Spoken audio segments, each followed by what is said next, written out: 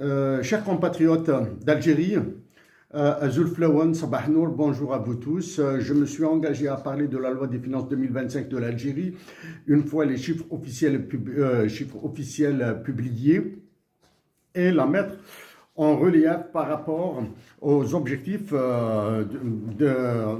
d'Emmanuel Macron. Donc, je commencerai par certains éléments généralistes, pour certains, peut-être sophistiqués pour d'autres, et ensuite, je basculerai en temps réel vers des chiffres que je montrerai en temps réel, hein, c'est-à-dire la seconde près. Donc, je reprends. Donc, chers compatriotes algériens, Zulflawan, demain sera le 12 janvier, Aminzoul Yinayer. Donc, Asgoussam Gaz, Am Saïd, une merveilleuse année, Amazir, à vous toutes et tous, toutes ces personnes qui s'identifient comme Amazir, sans oublier toutes les personnes qui partagent le même destin, le même futur, le même avenir que les Amazirs de toute l'Afrique du Nord. À mes compatriotes algériens, je vous supplie de demeurer pacifique et de résister dans la dignité. Au maréchal Déby du Tchad, généraux Abdurrahman Tiani du Niger, Assimi Goïta du Mali, au capitaine Ibrahim Traoré du Burkina Faso, à Ousmane Sonko, Premier ministre, et Bassirou Diomaye Faye, président du Sénégal, mes salutations. Vous êtes concernés par ce que je dirai sur la loi des finances 2025 de mon pays à Emmanuel Macron, président de la France. D'emblée, je vous le répète, c'est la nation algérienne qui vous sauvera. Emmanuel Macron du Canada, mes salutations. J'espère vous saluer dans un message à venir, à partir de ma terre natale, l'Algérie, de ces deux villages de Kabylie, Voujlil et Ouagnouna, où mes amours et une partie de ceux que j'aime y vivent. Durant le message que je vous ai adressé le 1er janvier 2025, je me suis engagé auprès de mes compatriotes de parler une fois les chiffres publiés dans le journal officiel de la loi des finances 2025 de notre pays et de votre influence. Avant d'aborder votre influence dans une partie de la dite loi des finances 2025 imposée à la nation algérienne à laquelle j'appartiens, je vous dis, rentrant chez moi en début de soirée, après une journée enneigée, venteuse, à deux froids, le glacial et le pénétrant, avec une température ressentie de moins 24, avec un gros accident de camion en race campagne à la frontière Canada-USA, qui nous a bloqués durant plus de 2 heures. Et après une intervention ultra rapide des pompiers, ambulanciers, policiers, qui ont managé comme des maîtres la situation, ces policiers se sont approchés de toutes les personnes bloquées dans leur véhicule pour s'enquérir de leur situation et besoins en carburant, santé et nourriture pour les enfants. Je me suis dit que je dois écouter quelques passages du discours de Macron, le discours d'un Français président devant des Français ambassadeurs. J'avoue que votre discours était si magistral, seigneurial, qu'il m'a émerveillé, laissé bouche bée. Il était stratosphérique. Absorbé que j'étais par son écoute, Par moments, il m'a fait sourire. Un sourire de réel plaisir. Mes meilleurs sourires ont été quand vous faisiez des gestes amples avec vos mains, quand vous vous oubliez en ignorant vos feuilles du discours, et surtout quand vous aviez pris une gorgée d'eau dans le verre qui était sous votre pupitre. Dans la suite, pour moi, ça sera toute une bouteille d'eau. Malheureusement, tabagique que je suis, je ne peux pas fumer dans l'endroit à partir duquel je m'adresse à vous. Et pour preuve,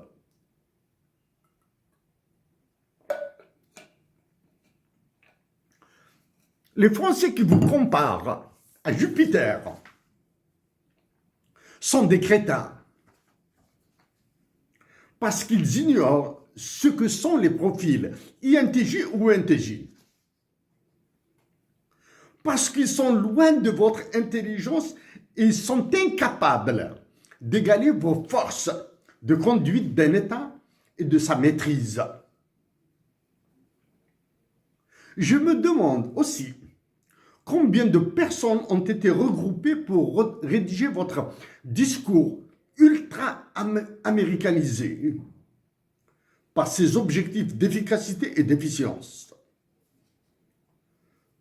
Je me demande aussi si ceux qui décident dans vos colonies africaines en sont capables d'une telle prouesse, d'un tel chef-d'œuvre. Emmanuel Macron,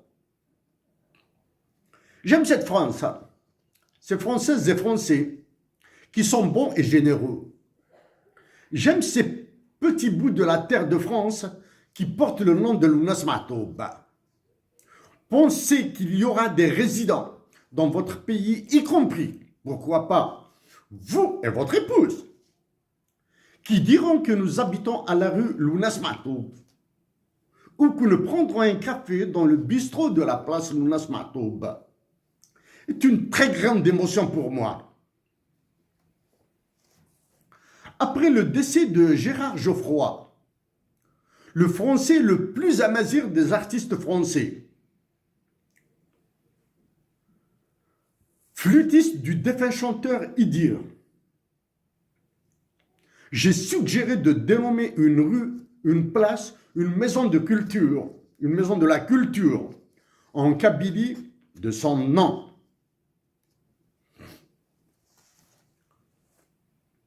J'aborde maintenant une situation un peu endoxale. Pas un peu endoxale, endoxale. Il est impossible de mettre un nombre entre 0,99999 et 1.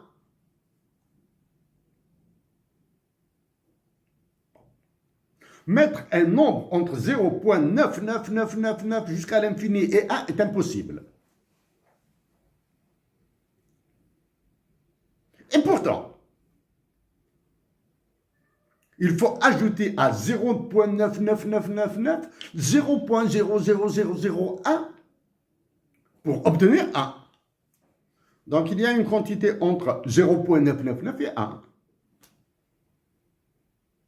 Faut-il passer par les suites géométriques et leur convergence pour donner la réponse pure qu'exige la religion que sont les mathématiques?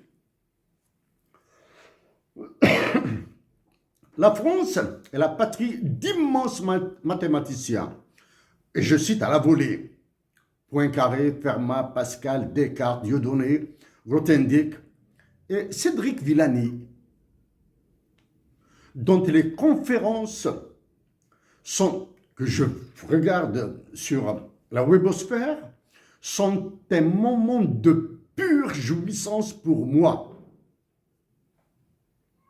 Il s'est essayé à la politique durant vos mandats et il s'est cassé la gueule.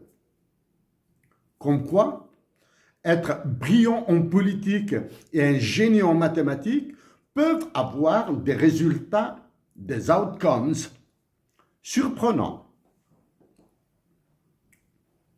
Pour le priver de sa liberté d'expression, le chef d'état-major de l'armée britannique, un militaire donc, a envoyé en prison Bertrand Russell, écrivain, philosophe et prophète, lui aussi de la mathématique. Et c'est un autre exemple des antagonismes entre ceux qui font de la politique et ceux nourris par la mère de toutes les sciences. J'ai dit de votre discours qu'il était stratosphérique parce que vous avez parlé de la Guyane, Mayotte et du cyberespace. Vous avez aussi inclus l'aide publique au développement, l'exportation de la science française, comme la médecine, l'intelligence artificielle, les ressources naturelles, fossiles et la dépendance de la France à ce don de Dieu. Je vous rappelle qu'après, j'aborderai l'aide publique au développement par ces chiffres en temps réel avec l'OCDE.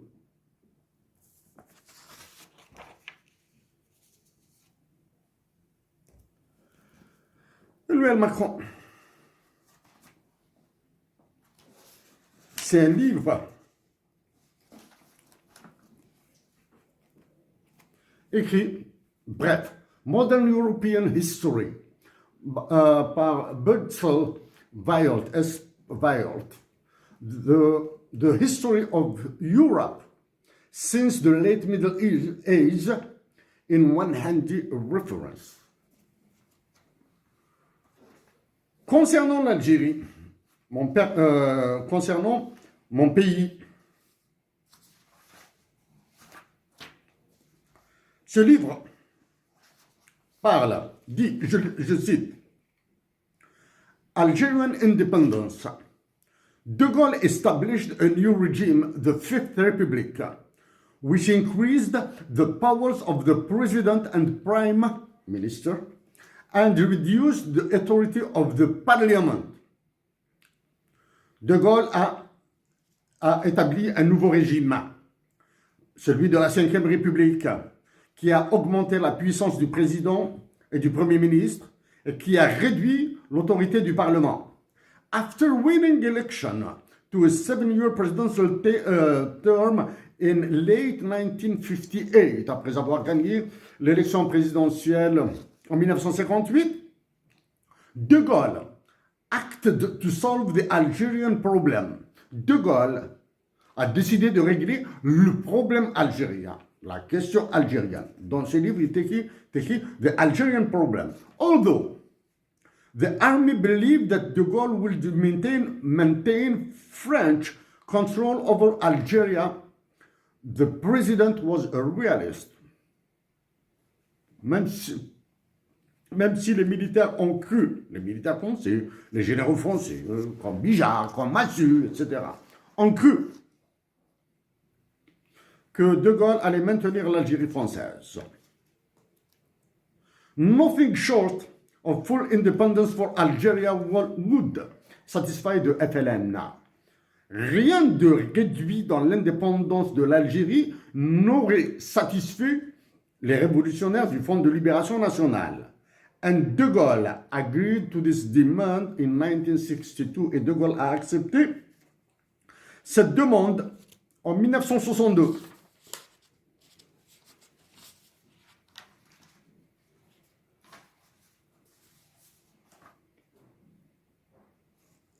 Il y a un autre élément que je dois retrouver.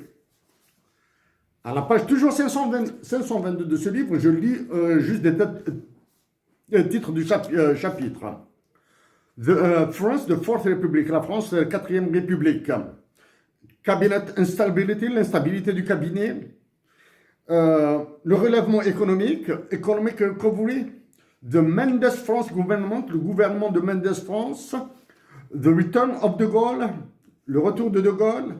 Algerian independence. Quels sont maintenant les motifs les, les motifs de la colonisation. Motifs psychologiques dans ce livre. Les motifs psychologiques du dirigeant de la France. Les motifs économiques. Les motifs d'aura, de célébrité. Les motifs de puissance.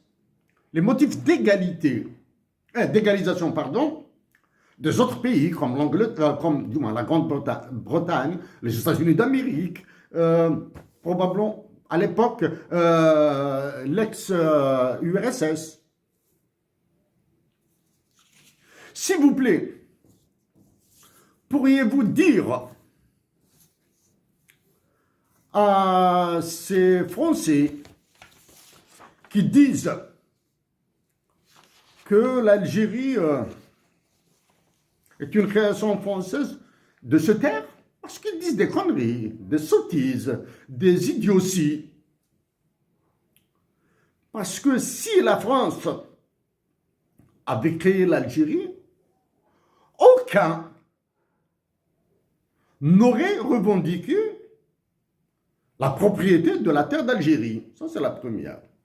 Deuxième, à ces imbéciles qui disent que l'Algérie est une création française. Donc la France est très faible. Quand elle s'est libérée du Maroc, de la Tunisie, du Niger, du Mali, du Tchad, du Burkina Faso, et d'Indochine. Donc si la France a créé l'Algérie, elle aurait dû créer l'Indochine comme un pays, comme un autre pays. Donc par votre voix, Emmanuel Macron, en sachant qu'ils s'aplatiront devant vous, il suffirait que vous disiez que l'Algérie existait depuis que Dieu a décidé qu'elle existera. Ok? Tenant les vicissitudes de l'histoire, etc., ont fait que ces frontières se sont élargies,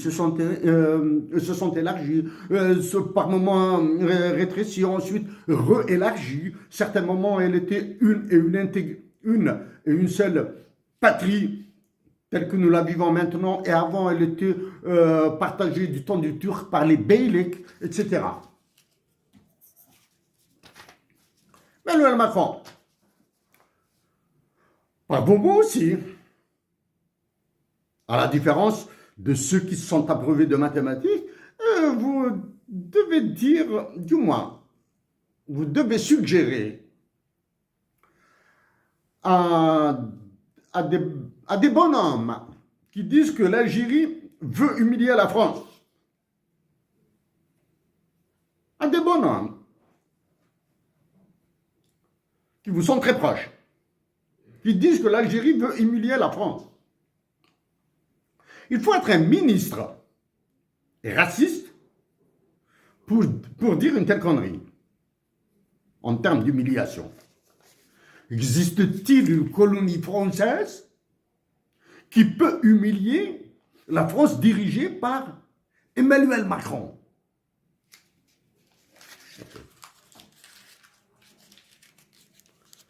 Non.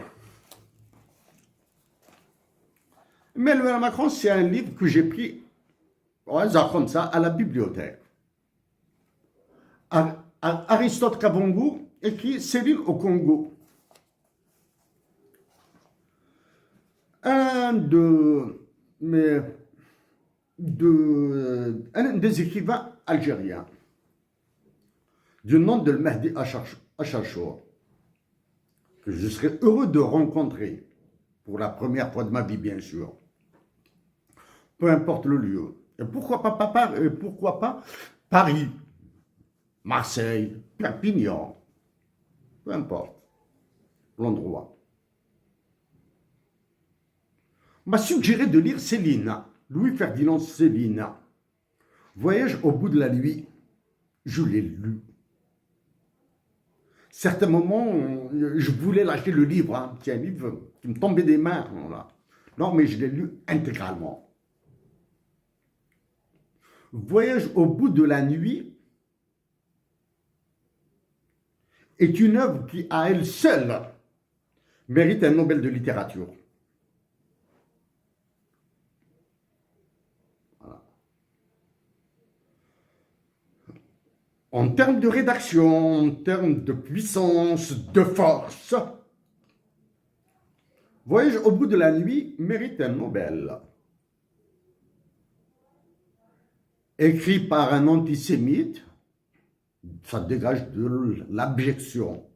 Parce que être antisémite, si j'étais antisémite, je peux être anti-christianisme, chrétien, contre les chrétiens, contre les musulmans, comme moi.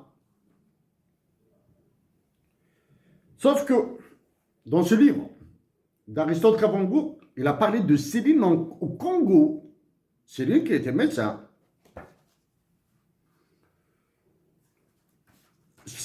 Il a écrit «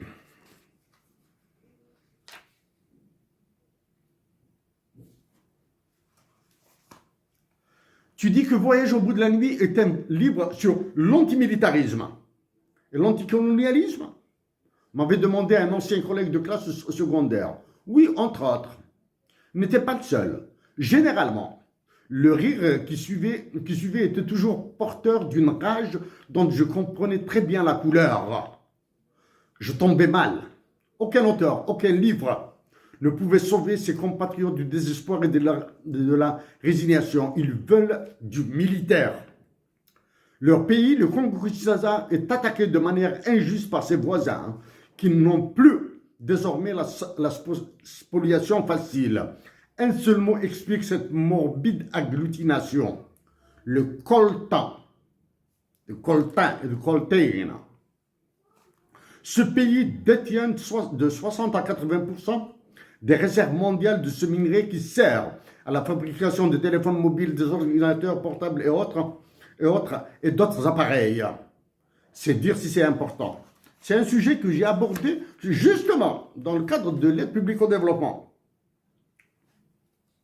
Il ajoute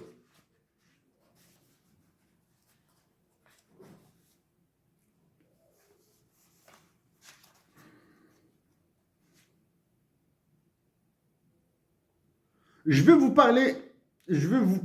vais parler ici du Canada, pays du hockey et de la tolérance.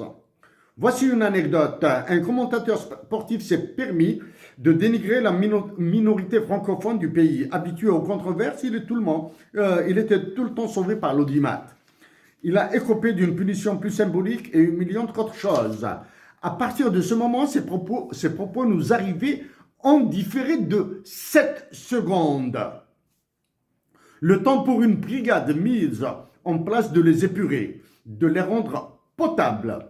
Le prix à payer pour conserver le vivre ensemble. Passe.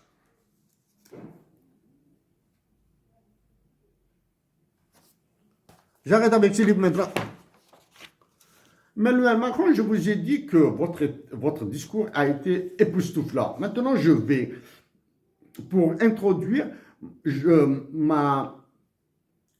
ma démolition de la loi des finances 2025, une partie de la loi des finances 2025 de l'Algérie, parce que vous l'avez influencé.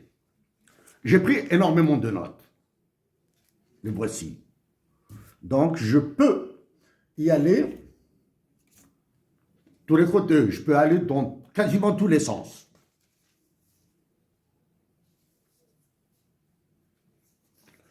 On veut dire à un certain moment, vous avez parlé du Sahel et des groupes terroristes, des services de renseignement, etc., etc. Je le répète, si vous, en tant que président de la France, cessez de soutenir les groupes terroristes, cela signifie que vous ignorez, que vous abandonnez les intérêts de la France, alors que votre discours, qui était stratosphérique, les inclut. Vous avez besoin du terrorisme pour maintenir vos intérêts. à travers l'aide publique au développement, je vais le dire. Vous avez parlé de la nouvelle Syrie avec une nouvelle coopération. Pourquoi? Parce que les dirigeants de la Syrie, avant celui qui a fui en Russie, sont devenus potables. D'accord? Vous avez dit, nous ne pouvons pas laisser la Russie gagner en Ukraine pour notre propre sécurité. Ce sont vos mots. Ah bon? C'est-à-dire, vous allez faire la guerre à la Russie pour les besoins de la sécurité de la France et de l'Union européenne, de l'Europe, toute l'Europe. Éviteriez-vous la guerre à vos colonies actuelles en Afrique pour les ressources naturelles comme le coltan, comme l'uranium? Allez-vous l'éviter? Ce serait un contresens dans ce cas-là. De votre part, bien sûr. Allez-vous céder l'Algérie?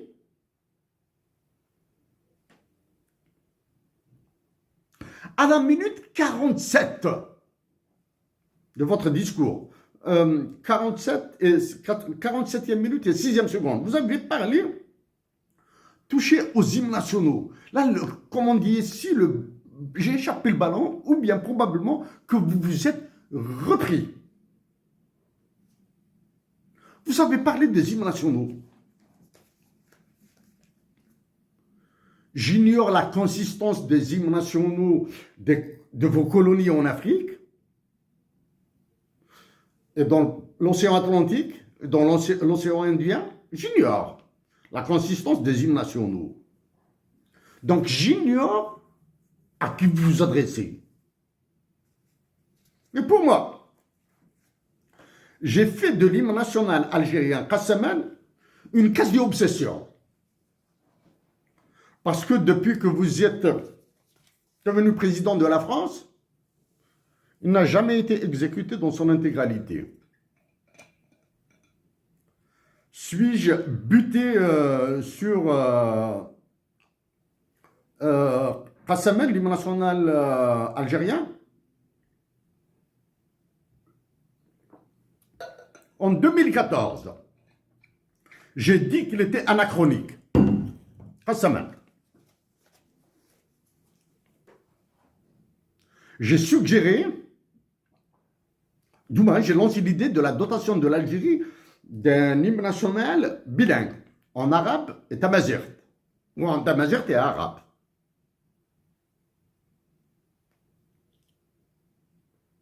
Une de mes compatriotes, paix à son âme, Dehia Louise, s'est engagée à le rédiger, à créer un hymne national bilingue, en tamazight et arabe. Ceci grâce à une autre femme qui m'a envoyé dans cet enfer de la mazérité. Un enfer de la mazérité que j'ai envie de partager avec Lounas Matoub et Mohamed Haroun. Malheureusement. Donc le cancer a eu raison. Le cancer a eu raison de sa résistance. Et je vais parler du cancer dans la loi des finances 2025 de l'Algérie.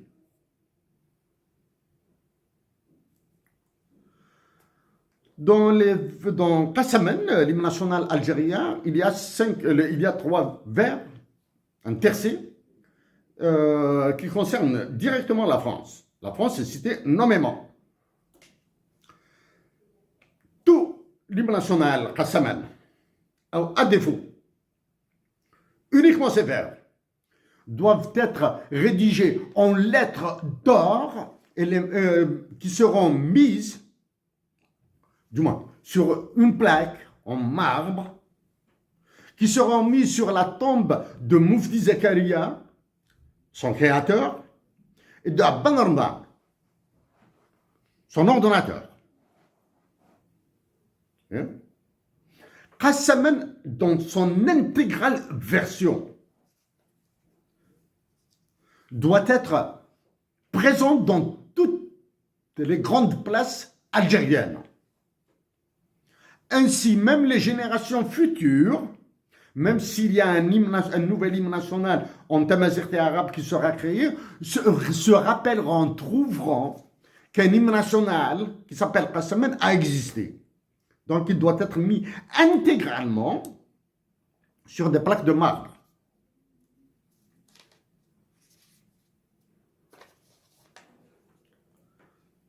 Un autre passage.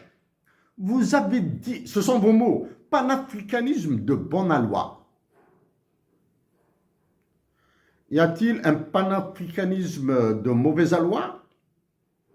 Dans ce cas-là, je dois comparer votre pan-européanisme, soit un pan-européanisme de bonne aloi ou de mauvaise aloi.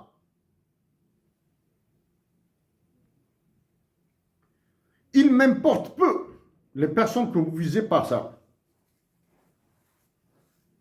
M'importe peu. D'autant plus que, loin d'être un panafricaniste,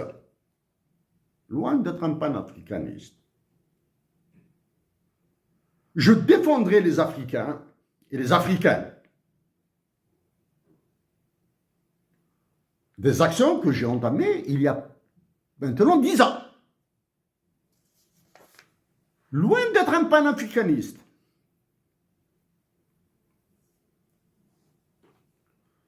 Mais m'inspirant de l'esprit de certains leaders révolutionnaires algériens et d'autres.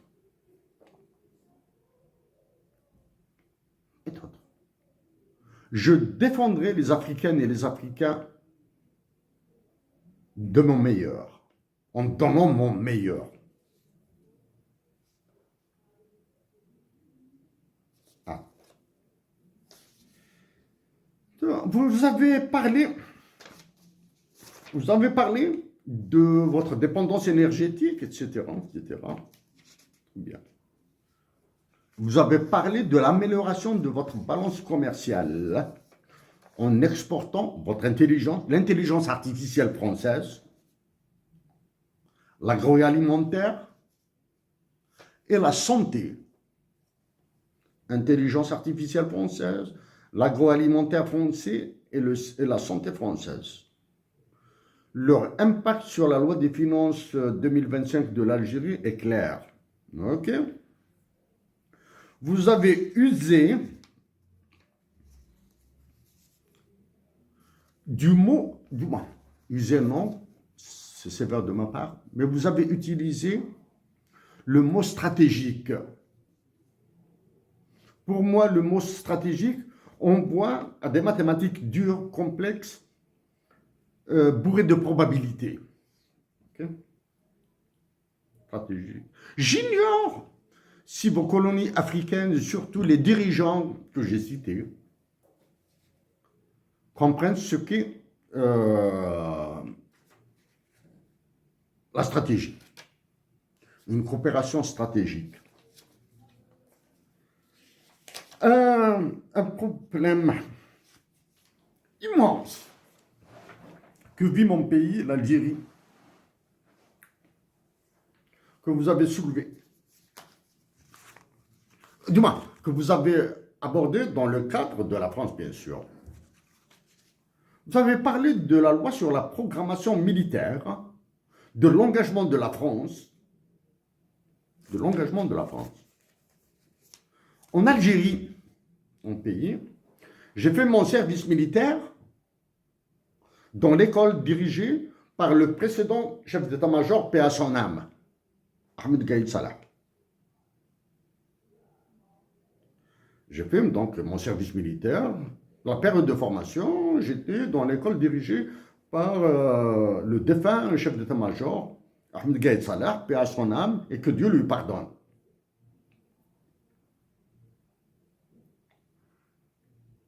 Lors d'un exercice de tir au fusil mitrailleur Diktaryov Pyushin, une armée russe, très lourde, la bête, on l'appelait la bête à l'époque. J'ai failli tuer des camarades.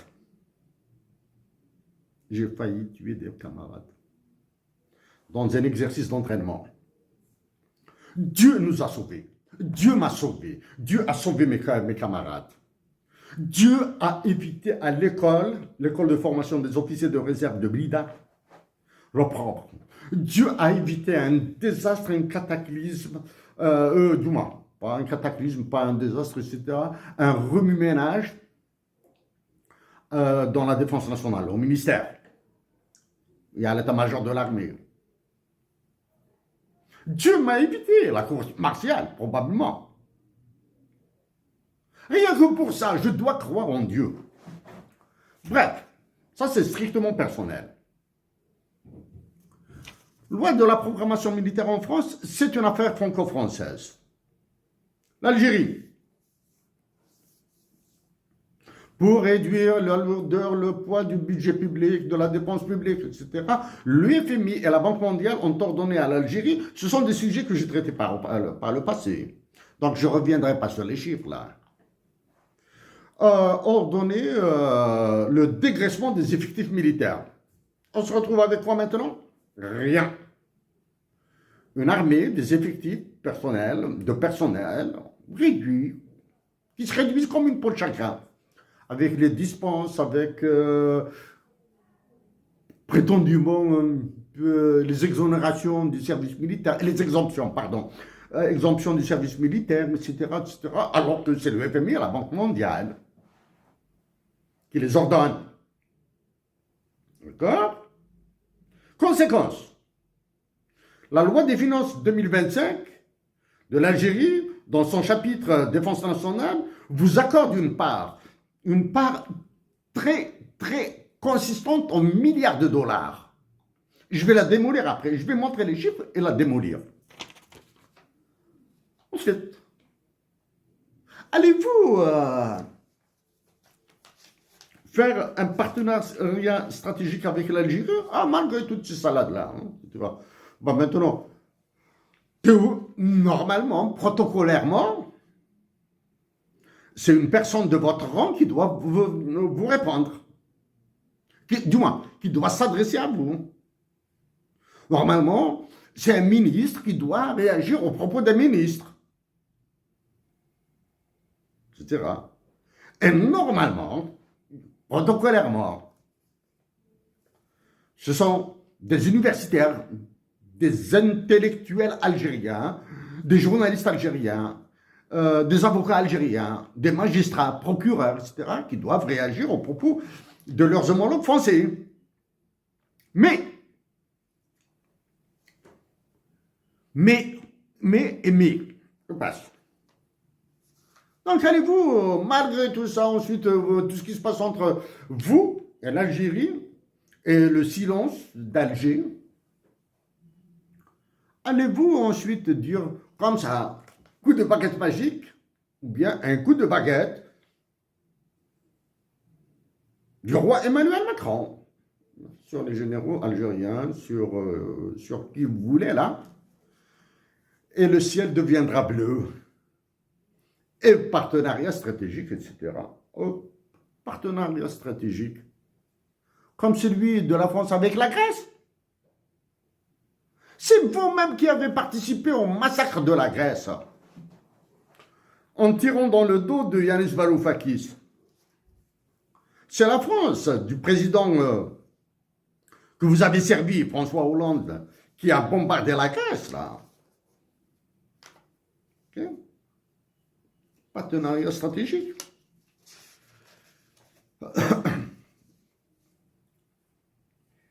Emmanuel Macron.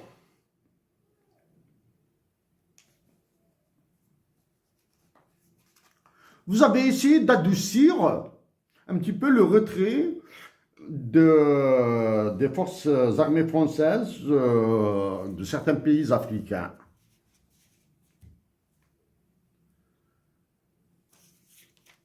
Certains pays africains.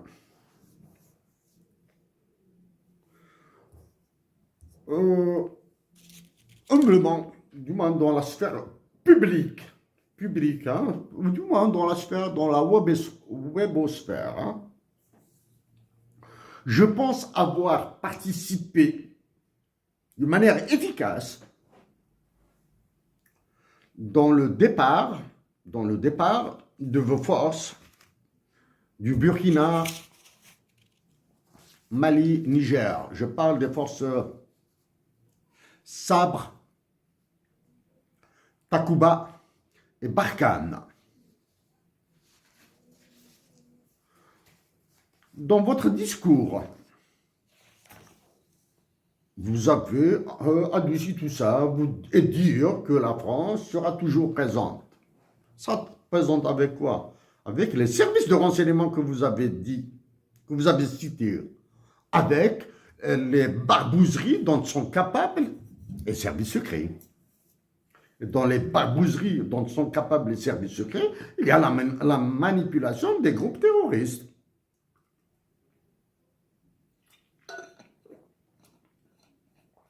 Alors, il y a ça. Bon, donc il y a ça. Voici le lien maintenant. À la minute, pardon, à la centième minute, c'est-à-dire à 1h40 minutes, après 1h40 minutes de votre discours, vous avez dit, quand ils sont prisonniers, quel que soit le régime, quels que soient nos intérêts, nous avons toujours fait cela et nous continuerons de le faire.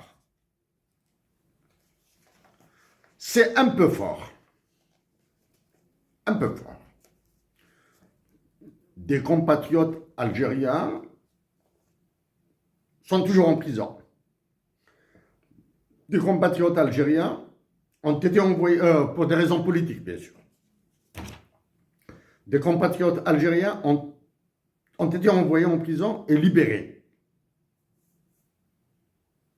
Libérés. Non pas par les pressions ou bien par les ordres que vous avez donnés ou toute toutes les structures liées aux droits de l'homme, tant de l'ONU que non gouvernementales, ça, non. C'est juste un petit jeu d'équilibrisme, un tout petit peu, et il est minable ce jeu. C'est un jeu minable. Allez-vous faire dans la dénonciation sélective en choisissant les binationaux, les trinationaux, etc. Oui, je suis un sujet algérien. Et c'est le sujet algérien qui vous parle. Je suis citoyen canadien. Si je vous parlais en tant que citoyen canadien, je vous dirais, je vous aurais dit que vous avez influencé négativement Justin Trudeau, qui vient de démissionner.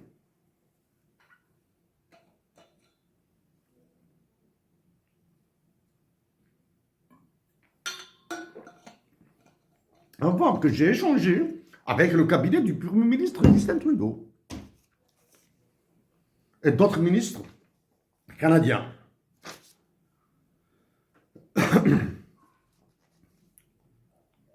Vous avez parlé d'un monde, le monde est dans le désordre. Ce sont vos mots. Hein. Personnellement, je dirais qu'il est plutôt en guerre de 5e génération. En parlant de désordre, ça veut dire qu'il faudra le remettre en ordre. Ça veut dire qu'il faudra un nouvel ordre international, économique, politique, ou peu importe. En tout cas, en 2025, et après, il sera tout, sauf un nouvel ordre économique international tel que conçu par Sean McBride. Sean McBride, c'est, en français, vous dites Sean McBride. Il sera tout autre. Dans votre discours ultra-américanisé, hein, vous parlez de l'administration, la future administration américaine. Non.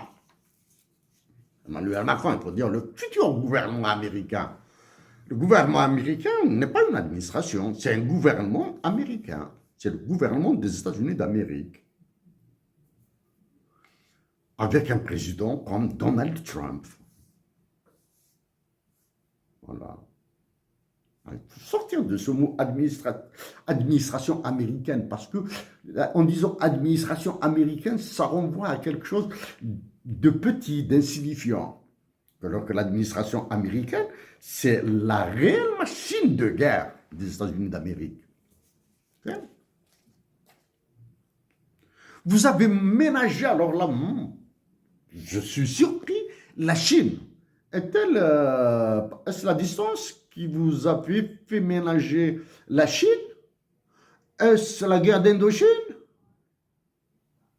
Est-ce le poids de la Chine en France et en Europe? Est-ce la peur de la Chine de tout ce qu'elle pourra vous faire? Vous avez ménagé la Chine. L'Inde passait complètement inaperçu dans votre discours. Mais par contre, tout en l'ignorant, si c'est une concurrence ou une jalousie, vous avez traité sévèrement Vladimir Poutine, sans le citer, le président de la Fédération de Russie. Vous l'avez traité sévèrement. J'ignore, en tout cas, votre traitement de Vladimir Poutine frise par moments la haine. Il frise la haine. Emmanuel Macron, maintenant.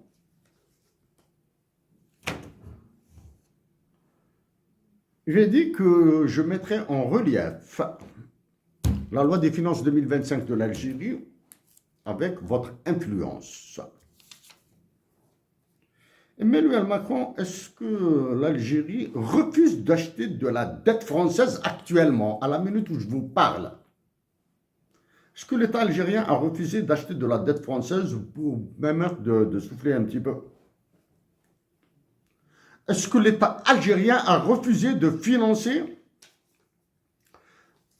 la prétendue reconstruction de Mayotte? Quand je vous l'ai dit le 1er janvier 2025, la France, avec toute sa puissance, aurait pu prendre les enfants qui souffrent le plus, les blessés les plus touchés, les cas les plus graves en France. La France aurait pu évacuer des Mahorais pour leur donner des logements sociaux en France.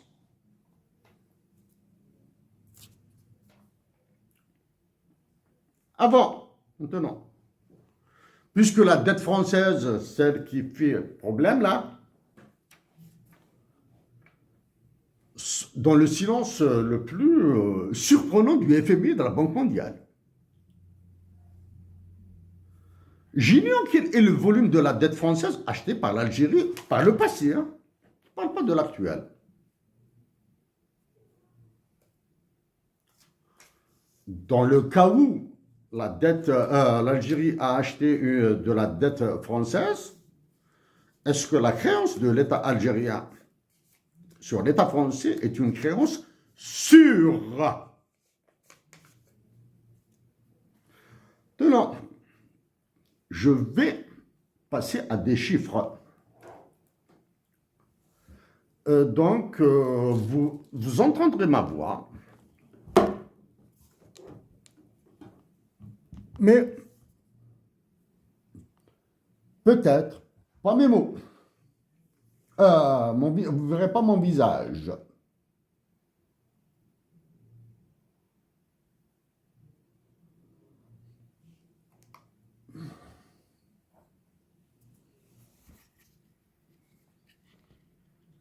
Et voici.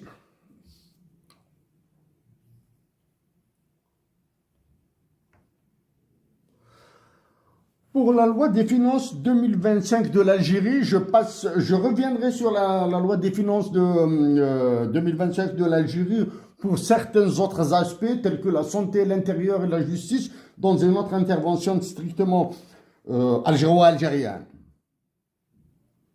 Le ministère de la Défense nationale, avec un taux de change qui est là, taux de change du dinar vis-à-vis du dollar US, hein, c'est le taux de change au certain dinar. Il est passé de 9 milliards,1 en 2021 à 24,9 milliards de dollars US en 2025. Je mettrai ces tableaux, je les rendrai publics, tels quels. Est-ce que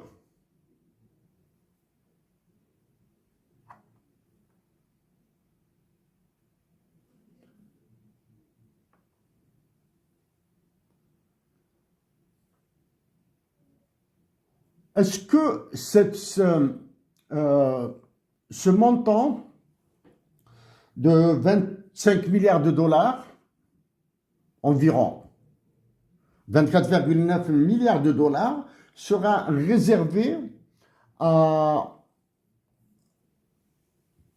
l'acquisition de Mirage, d'avions Rafale, de sous-marins français?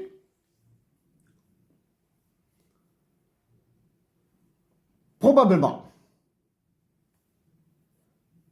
Est-ce que je laisserai, me tairai-je face à l'acquisition de Mirage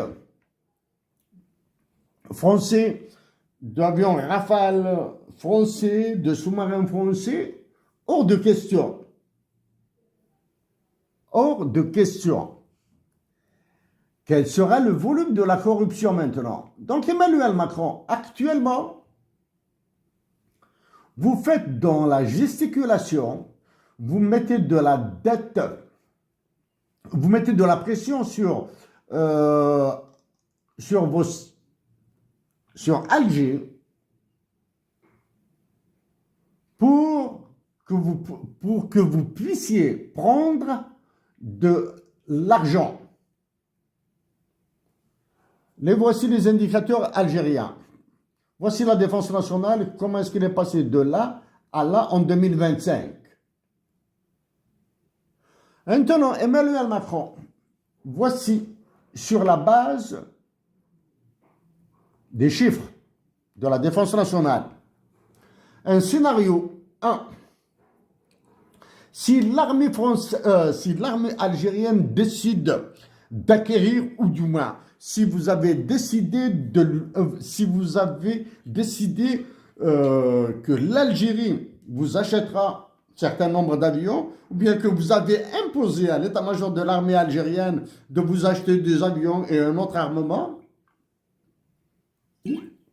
pour la faire sortir du giron russe, voici des simulations. Scénario A. Si l'Algérie décide d'acquérir des F-35 américains, des Mirage 2000, des MiG et des sous-marins pour des prix d'unité, les Mirage 2000 pour 75 millions de dollars US. Des sous-marins français pour 100 millions de dollars US. Si elle acquiert 3 sous-marins, si elle acquiert 15 Mirage 2000, il y aura déjà à peu près 1,4 milliard de dollars. 1,4 milliard de dollars. 1,4 milliard de dollars, c'est de l'argent même pas de poche pour les trafiquants d'armes.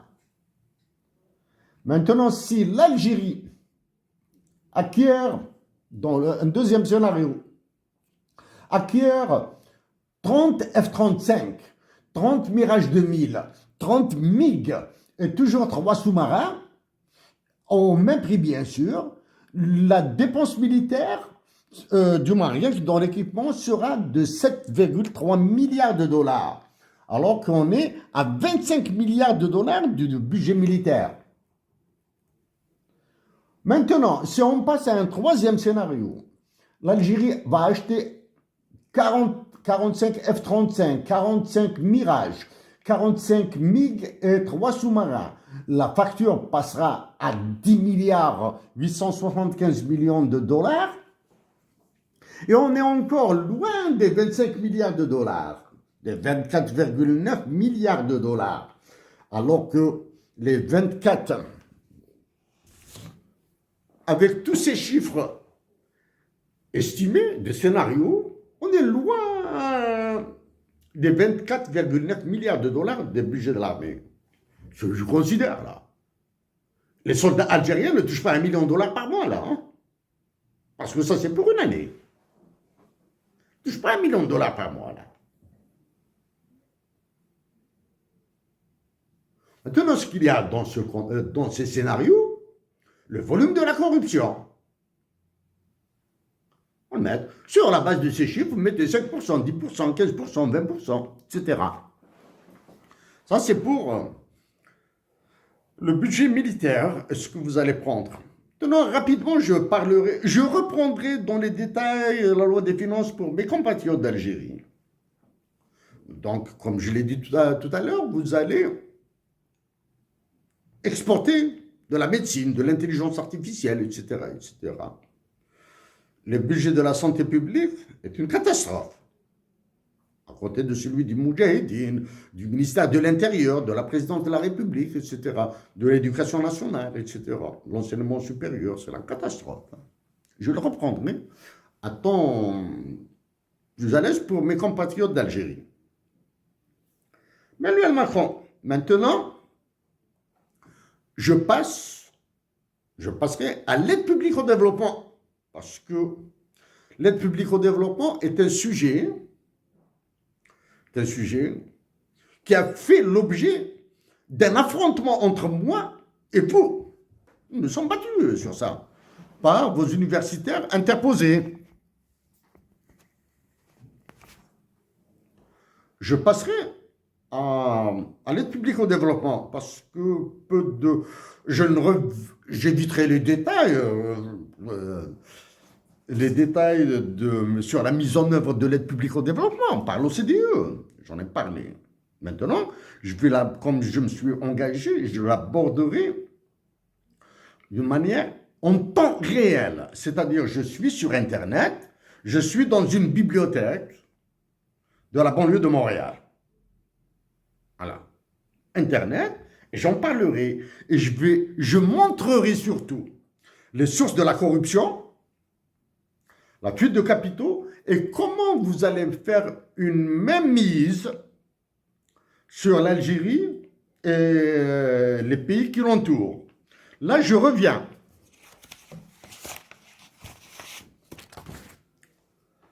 Je reviens à messieurs, au maréchal Déby du Tchad, généraux Abdourahmane Tiani du Niger, Assimi Goïta du Mali, au capitaine Ibrahim Traoré du Burkina, Ousmane Sonko, Premier ministre, et Bassirou Diomaye, président du Sénégal.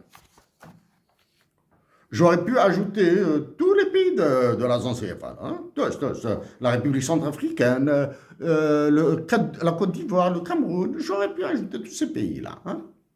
Donc je vais aborder, vous savez, certains de vos pays ont parlé de loi des finances 2025, le Mali ou le Niger et le Sénégal, etc., etc. Vous faites dans la connerie à l'état pur. Voilà.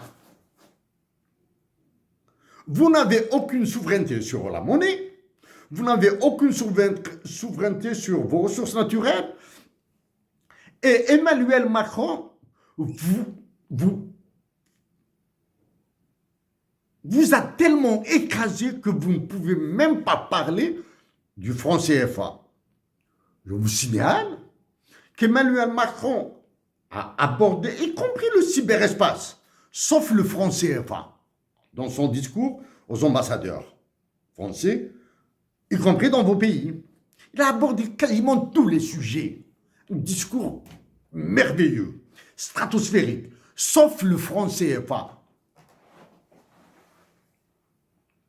Donc, je vais aborder l'aide publique au développement.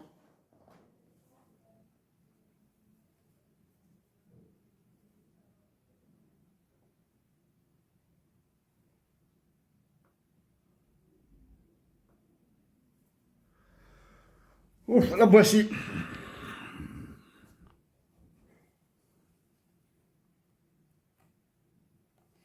Ça, c'est... je suis en temps réel sur Internet, là. Hein. C'est en anglais, parce qu'il n'y a pas la version française de ça. ODA, c'est Official Development Assistance by members of the Development Assistance Committee. Donc, c'est l'aide publique au développement par le comité d'aide par le comité de l'aide au développement. Ici, je ne sais pas, ces chiffres-là, il y a de 1 à 13. Moi, je vais l'aborder par le 13e. Hein. Je vais aborder en backward. Parce que les chiffres, les autres chiffres, vous les comprendrez pas. Voici le secteur privé, ce qu'il a donné. Pour de 2018 à 2023, voici l'augmentation de la part du secteur privé. Maintenant, je vais aller vers le tableau 12.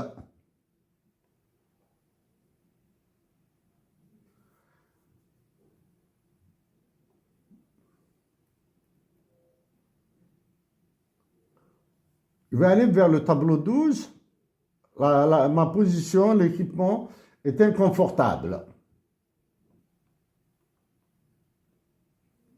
Regardez.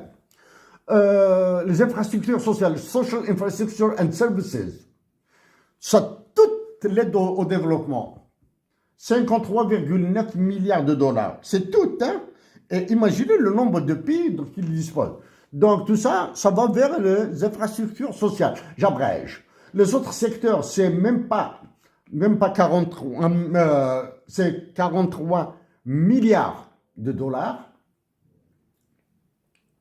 Les autres, l'aide humanitaire, 21 milliards. Multisecteur, c'est 15 milliards. Pour la production, 9 minables milliards de dollars. Donc, vous, messieurs, là, de l'Afrique, là, vous vous sucrez en corruption et pas de vin ici. Je passe. Si je pouvais faire, si j'avais un peu plus de temps, je passerais par 2019, regardez, 2020, 2021. Regardez là, c'est voyez comment il s'allonge. Donc, je suis obligé de revenir vers ça. Ah, Emmanuel Macron, vous avez parlé de l'aide publique au développement, mais vous avez oublié de mentionner que votre aide publique au développement a servi à financer la guerre, et non pas le développement. La preuve, vous avez dépensé en 2023 18 milliards pour l'Ukraine, 6 milliards pour la Syrie. 6 milliards pour la Syrie, c'est financer le terrorisme là. Hein? Et l'Ukraine a bénéficié de 20 milliards d'autres d'autres donneurs plutôt. Donateurs. Donc l'Ukraine à elle seule a touché 18 milliards, plus 20 milliards, ça fait 38 milliards, plus les poussières, ça fait 39 milliards, plus tout l'armement qu'il y a. Maintenant, l'Inde a reçu de l'aide publique au développement. Le Bangladesh, l'Éthiopie, Product.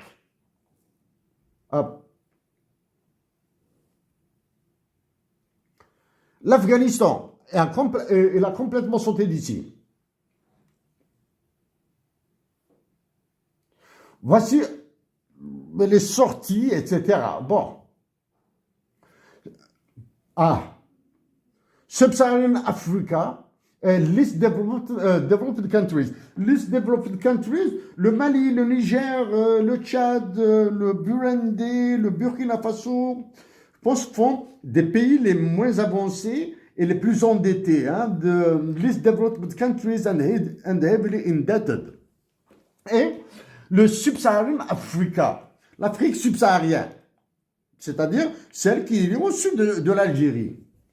Voici de 2010 jusqu'à 2023, c'est complètement stable. Tous les pays, hein, stable. Regardez ici ce graphique-là. Regardez ce graphique-là.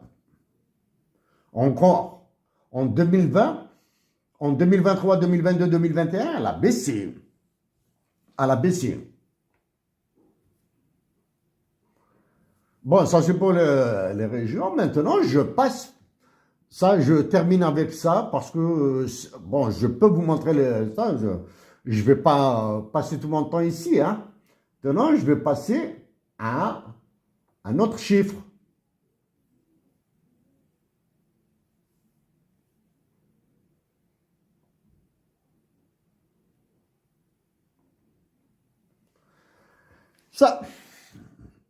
Ça, j'en parle rapidement là. Hein. C'est de 2000 jusqu'à 2023. La France, allègement de la dette, 758 millions de dollars. Frais administratifs non compris ailleurs, 298 millions de dollars. Autres dépenses dans le pays donneur. C'est-à-dire, dans l'aide publique au développement, une partie de l'argent a été dépensé en France.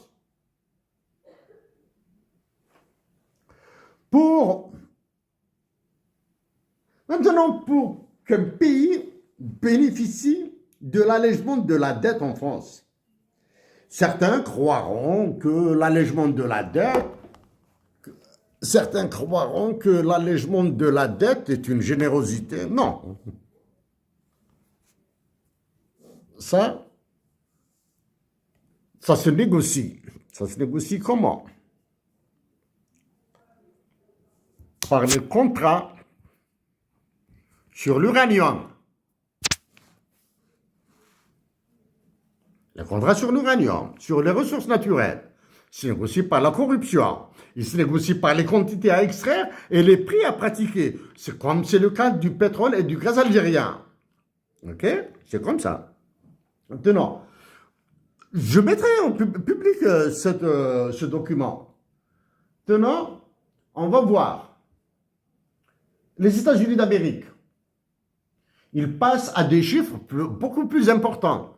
À 203 millions de dollars, ensuite à 1 milliard de dollars, juste 1 milliard de dollars. Ils sont plus importants que ceux de la France, hein, ils demeurent faibles. Ils demeurent faibles dans le cadre de l'allègement de la dette. Mais maintenant, si la France obtient des concessions sur les ressources naturelles, etc., qu'obtiennent les Américains quand ils négocient un allègement de la dette? Quand un officiel américain, ou même pas un officiel, un agent de bureau des États-Unis d'Amérique pointe à Alger, à Rabat, à Tunis, à Bamako, à Dakar, à N'Djamena, quand ils pointent, il suffit qu'ils disent « Hey, I am American, I come from the United States of America ». Et toute l'armée sera au garde à vous. Toute, absolument toute. C'est-à-dire du chef d'état-major jusqu'au dernier soldat. Au garde à vous. Chers compatriotes d'Algérie, je vous dis une autre fois, je vous supplie de demeurer pacifique. Et à une autre fois, à une autre occasion, dans des conditions meilleures, je détaillerai les chiffres de la loi des finances 2025, qui est criminel.